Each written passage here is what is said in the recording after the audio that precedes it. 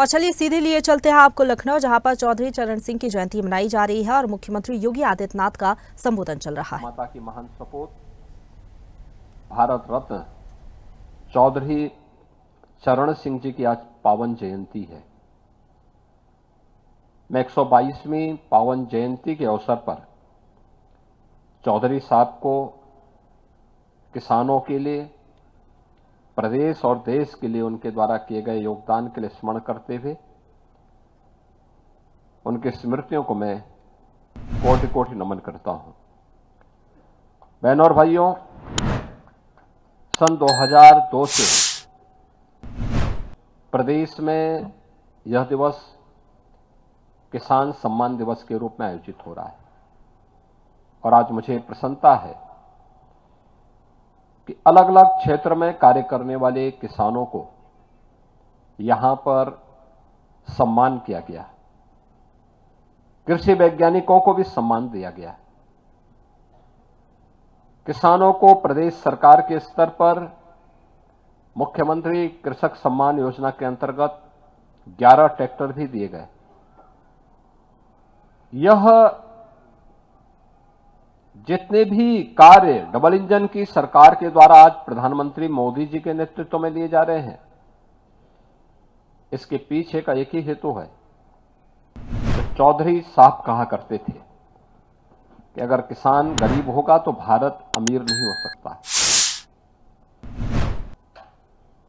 भारत को समृद्ध बनाने के लिए हमें अपने अन्नदाता किसान को समृद्ध बनाना पड़ेगा और अन्नदाता किसानों के लिए जो प्रयास 2014 से प्रारंभ हुआ वह अभूतपूर्व है, अभिनंदनीय है। दुनिया उसको मॉडल के रूप में ले रही है। वह सॉइल हेल्थ कार्ड की व्यवस्था हो, उन्नत किस्म के बीज उपलब्ध करवाने का कार्य हो, खेती को तकनीक के साथ जोड़ने का कार्य हो, या फिर किसानों के लिए किसान कृषक दुर्घटना बीमा योजना हो, किसान बीमा प्रधानमंत्री किसान बीमा योजना हो, फसल बीमा योजना हो, कृषि सिंचाई की योजना हो, या फिर किसान सम्मान निधि। यानी अगर आप कह सकते हैं कि आजादी के बाद जिन बातों के लिए चौधरी साहब का कांग्रेस के साथ मतभेद हुआ था और वह किसानों का मुद्दा था, उन मुद्दों को पहली बार भारत की राजनीतिक एजेंडे का हिस्सा बना करके सरकार की प्राथमिकता का विषय बनाने का काम प्रधानमंत्री मोदी जी ने किया।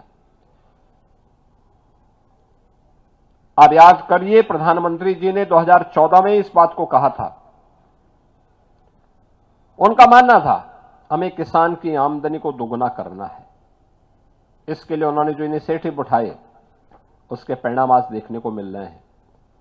प्रदेश के अंदर भी अकेले मैं आपको बताऊं, 1996 से लेकर के 2017 तक